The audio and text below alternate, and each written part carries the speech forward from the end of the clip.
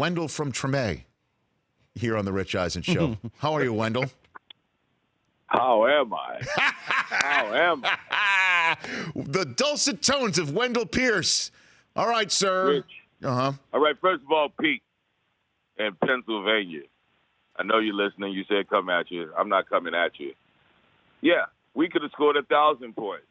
Oh, we could have hit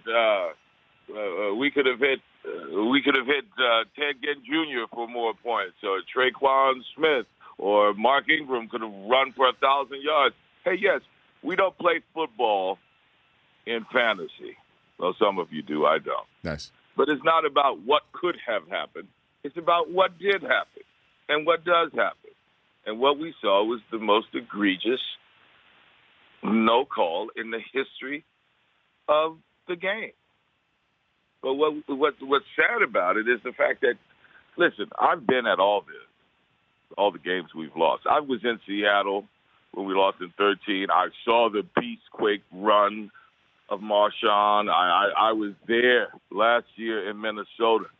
I'm not going to take away the play from Diggs, but they were football plays. This was about business, I think. And what happens is when you see something like this and there's no way to correct it, you start to glom onto the conspiracies. And it's just, there's no way that should happen ever. I understand that sports is constantly, in all sports, there's the close call that we'll be arguing about forever. Whether one thing happened was, whether it was a foul or not a foul, or was he safe, or was that pitch inside a strike or not.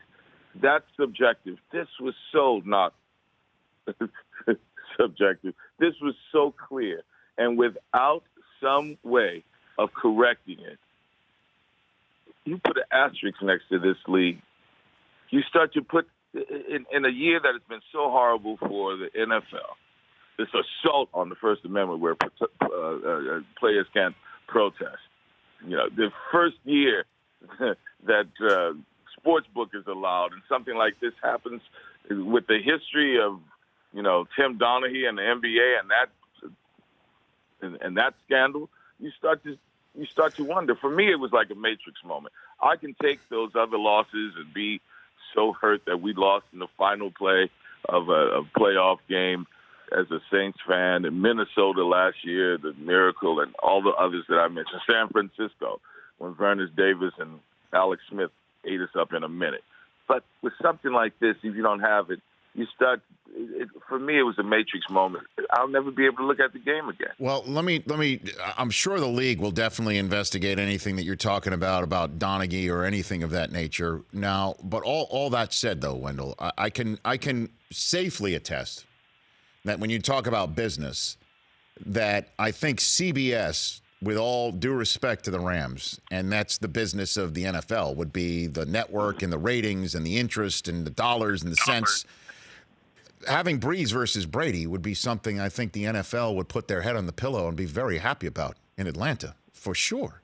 So what do you mean by the business aspect of it? Just to provide a little bit of pushback on that front to you. No, of course. Listen, I've thought about it.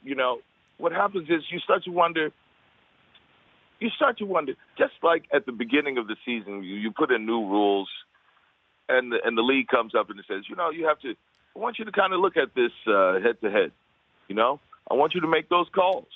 In preseason, I want people to get accustomed to the fact that this is a new way you have to tackle. You better put your face mask in the guy's chest and not the top of the crown. So I want you to throw some more flags to make sure that we get these players accustomed to changing their way of approaching a tackle and not leading with the head and not spearing. And just like you, as a league, go to your officials and tell them, I want you to throw some more flags. If you don't have a way to rectify something like this, the fan starts to believe that you come to your officials and say, hey, last 5 minutes of the game, this would be a better storyline, And so I kind of want to go this way. And, hey, I'm a Saints fan. I thought about this a lot the past 2 days. Go back to Week 16 against Pittsburgh. I'm sure the Pittsburgh fans feel the same way about that call against Michael Thomas, which the guy barely touched him, but put us in a position to make sure that we were first seed in the NFC. Maybe that week, the storyline for the reality show of the NFL was Drew Brees, with a record-breaking season, is number one seed in the NFC. That's what we want the storyline to be that week. Now, this storyline is we have $1 billion. Okay, I'm going to go full conspiracy now. You mean you haven't been full conspiracy this whole time, Wendell? It sounds No, like that's been generous. I mean, you sound like Oliver Stone on steroids. I know, man. I am. I'm Oliver Stone on steroids in Hard Knocks. So let me ask you this, Wendell. Would you? Okay. You... One other thing. You were talking about ratings. Yeah. What about that Coliseum being empty every week, and the team just being back there in Los Angeles for 3 years? I live in Los Angeles. I'm working in Chicago now, but I live in Los Angeles. That Green Bay game, nationally televised, it sounded like it was Lambeau Field. At the Coliseum. Well, there was nobody there, and you got $1 billion stadium there in Inglewood that you're going to have to fill, and then we're going to have a Super Bowl in 2 more years. We got to get them going. So we got to. Let me ask you this, Wendell. Are you swearing off the NFL? Are you coming on the Rich Eisen show and saying that this is turning you off from Saints and the NFL fandom, period? Are you dropping the mic on the league? Man, the league is doing everything possible to push fans like me away. Doing everything possible. Listen, I am a lifelong Saints fan. I went to Tulane Stadium with my dad, who's 94 years old tomorrow. And you know what we did? We celebrated his birthday last week at the playoff game with the Philadelphia Eagles. I bought a suite and celebrated his 94th birthday. It wasn't about the playoff game for me. It was about love of family, about love of city, love of my community. That's what's unique about the product that they have. They are trading on people's love of their city, of their community. And people love their team so much. Everybody thinks their tailgates are the best. Oh, you have no idea how we cheer. Our stadium is the loudest. It's like that that gigolo who makes every woman feel as though she's the center of the world, right? That's what the NFL does to us. We feel as though our fan base is the center, whatever. And when we won the Super Bowl, I called my father. That was the first person I thought of. I didn't think about the Saints. I didn't think about Archie Manning. I didn't think about all the losing seasons. I called my father and I said, I love you, man. Thank you for all those Sundays. We sat at the top of the stadium. Isn't this special? We were able to create memories around the product that they put out there. And they do a disservice when they put out something and that you start to believe that it's a reality show. We all know the condensed games on Game Pass and Sunday Ticket. There's only 30 minutes of action that they pack into 3 hours of commercials. So we understand the business. We know that. And we even tolerate it. We buy $20 beers at the stadium. We go through all of that because we love the experience. And when you just start to assault the experience constantly over and over and trade on the love of people that they have for their city and their family and the players, that's the thing that makes it tough for me. I think I don't know if I could go back to the stadium because I feel like I'm being played. Well, Wendell, I got to tell you this. It's sad to hear that, to be honest with you, because I know, I was there in the Superdome when the dome reopened and what civic pride the city got through the NFL and through Breeze and Peyton and Steve Gleason, and the fact that you feel this way, I can only hope that some time would heal some wounds and you come back into that warm fleur-de-lis Saints embrace.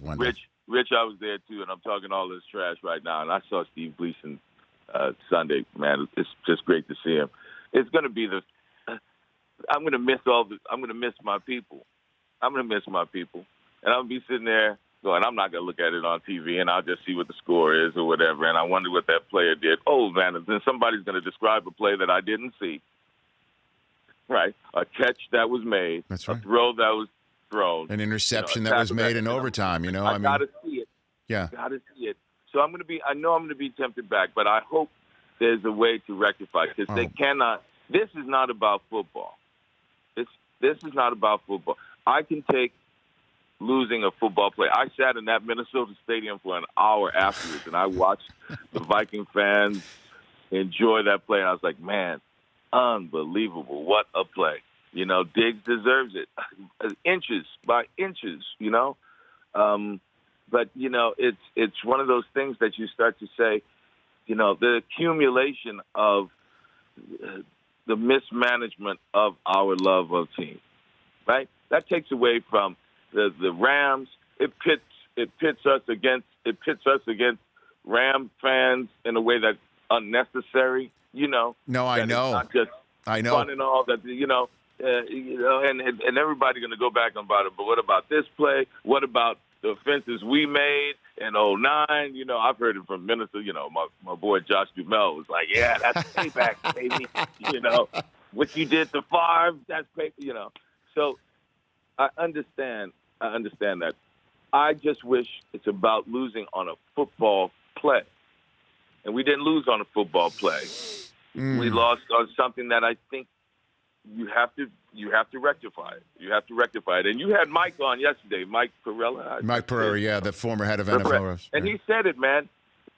Everything he said was brilliant. I thought what you were saying was brilliant. All Thanks, great Wendell. points. Sean Payton's going to be in the competition committee next month, and they're going to all break it down. But everyone's going to get back to 80,000 people. It was worse in the stadium, Rich. I saw the televised game afterwards. It was worse in the stadium. It was just kind of like everyone saw it. Everyone knew it. The 2 or 3 Ram fans that were there knew it. Hey, Wendell, look. And what I know I'm going to get off because you got time. No, it's okay. But you know, to see those 2 guys right there, those refs just look at each other and one call it off. Yeah, it's just like, oh. I mean, it's like, oh. There has to be a way to rectify it. I have a solution just right now. Okay. Because it's more than just losing the game, and it's more than going to the Super Bowl. It's legacy, it's history, it's what those men and staffers worked so long and hard for. Their entire lives, really, to become an elite athlete. Pay them the bonus that they would have gotten to go to the Super Bowl. Pay the incentives that are in their contracts. We blew the call. We admit it. We called a minute afterwards. We blew it. At least for you here, this is what you would have gotten. Take some of that TV revenue, that $40 million that every club gets at the beginning of the season before you even turn on your television from that wonderful contract that they have with CBS and Fox. Give those players what you know you took from them. No, and I absolutely hear you. And at the risk of opening up a whole other can of worms, we have no idea if Will Lutz wouldn't have hit an upright, you know, or that a snap would have gone awry. I mean, we've seen that over and over again, you know, and you're right, so you're right. we honestly do not know what would have happened. And I understand there's a movement to try and get the teams back out on the field. If you do the the trading places, turn the machines back on. That's not going to happen either. That's not going to happen. And that's a fair enough point. Lutz could have missed it. You know, we have no idea. And we have no idea. So here's the deal. Yeah. Fire the crew. Fire the refs. Perfect example is I'm in Chicago right now. Yep. When he hit that upright, he was fired the next day. Wasn't he? Not yet, but it's coming. Certainly when he went on the Today Show, I think that kind of sealed his fate, too. Yeah, that kind of sealed the deal. Everybody, well, I know he's not going to be kicking for Chicago. I don't think so either. Hey, Wendell. You know, but I gotta go, man. No. It's great, Wendell. It's great. No, look. You know what? A big fan of yours that I am, and you're welcome here anytime. You're welcome to call in anytime. I hope getting this off your chest in some way, shape, or form helps. Like I said, I hope you don't turn your back on the sport because you're such a great fan and a great dude. So I just wanted to chat with you today. I'm glad you reached out. And thank you for my mental health staff today. You bet, man. I got on the national stage and vented. But listen, man, congratulations to everybody that made it. But NFL, listen to what the people are saying. You're trading on their love of city and their love of team. Stop the assault on the First Amendment. Figure out a way to fix this and pay my boys their bonuses. Wendell, you take care of yourself. I'll watch the Super Bowl. Okay. You're the best, Wendell. Thanks for calling. Thanks for reaching out. Thank you, Rich. Appreciate it. Right back at you. At Wendell Pierce on Twitter. The Rich Eisen Show. Weekdays at noon Eastern on Audience.